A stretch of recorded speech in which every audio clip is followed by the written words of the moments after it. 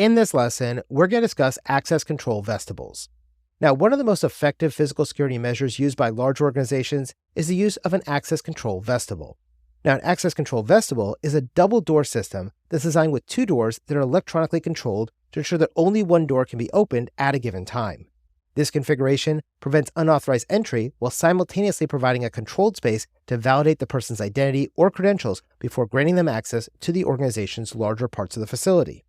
Now, often, these access control vestibules are combined with other measures like access badges and security personnel to create a more comprehensive security framework.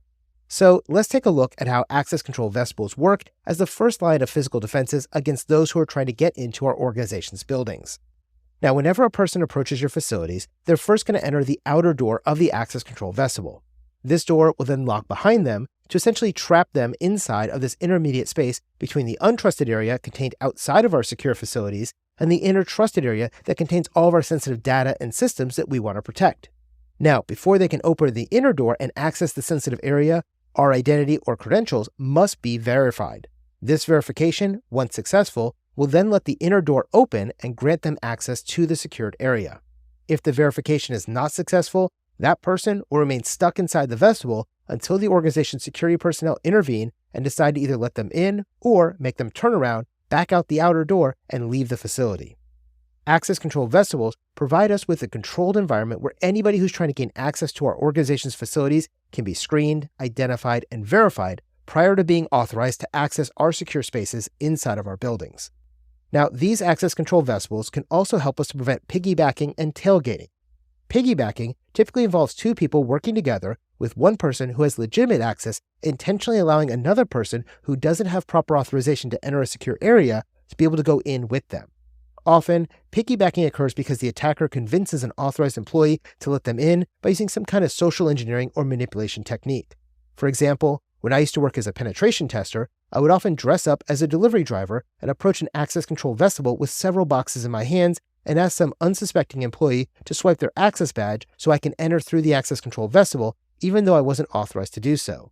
Now, you'd be amazed at how often this simple version of social engineering and impersonation worked for me time and time again. If I had to quantify it, I would say that I was successful about 50% of the time, which is pretty good. Now, tailgating, on the other hand, is much more covert in nature. Tailgating occurs whenever an unauthorized person closely follows somebody through the access control vestibule who has legitimate access into that secure space without their knowledge or consent. For example, if you work in a secure office building that uses turnstiles as a form of access control vestibules, it would be pretty easy for me to sneak through the turnstile right after you swiped your access card to unlock that turnstile even without you knowing it. Now, many people get these two terms confused because they both refer to unauthorized entry, but there is a distinction between them. Piggybacking is usually going to involve authorized individuals allowing an attacker into a facility through complicity or some form of negligence.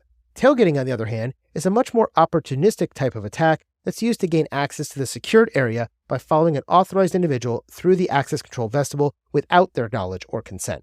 Luckily, the use of access control vestibules instead of a standard locked door can really help us to prevent piggybacking and tailgating too, because a lot of times these access control vestibules are only large enough for a single person to walk through, and therefore you can't piggyback or tailgate because there's simply not enough room.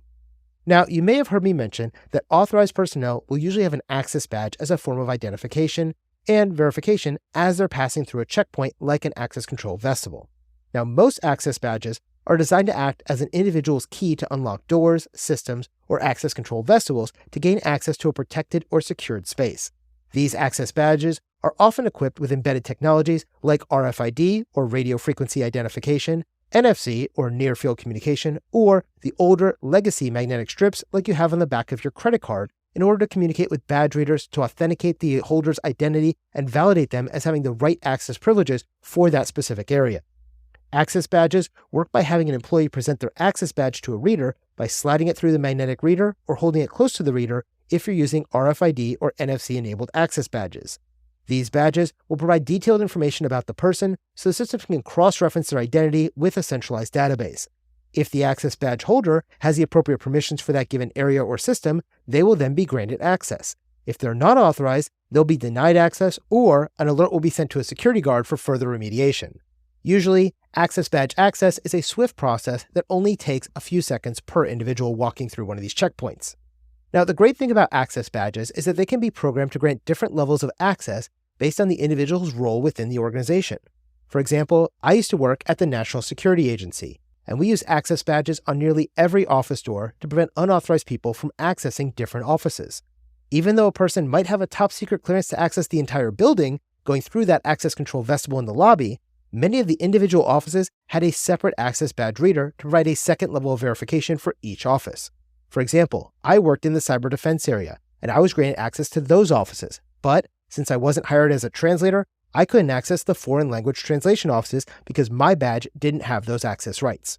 Also, every time you use your access badge to pass through a checkpoint or access control vestibule, this action is going to be logged. This logging of your access creates a nice audit trail that can be reviewed if a security breach or other concern is raised. Now, technology does play a significant role in modern security systems, but this human element cannot be understated.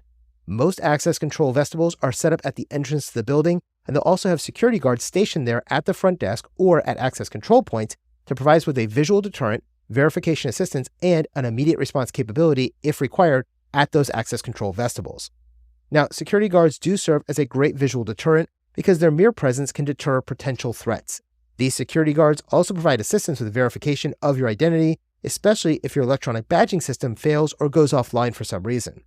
Also, if a visitor arrives to your building, they're not going to have their own access badge, so that security guard can follow the procedures for checking the visitor's identity and granting them limited access to the building with a temporary badge per your organizational policies. Finally, our security guards also provide us with an immediate response capability in case a security breach is going to occur. In these cases, the security guards can provide an immediate response to determine whether they need to confront the intruder or initiate their emergency response protocols. So remember, an access control vestibule is a double door system that is designed with two doors that are electronically controlled to ensure that only one door can be opened at a given time. These access control vestibules are usually integrated with electronic badges and operated by security guards at the entrance to your secure facility or office building.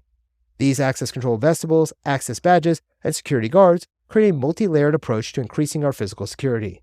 Each component complements the other ones to ensure the potential vulnerabilities are going to be minimized. As threats continue to evolve, it's essential to understand how these access control vestibule systems work and continually refine them to ensure that our facilities remain secure and accessible only to those with the correct access permissions.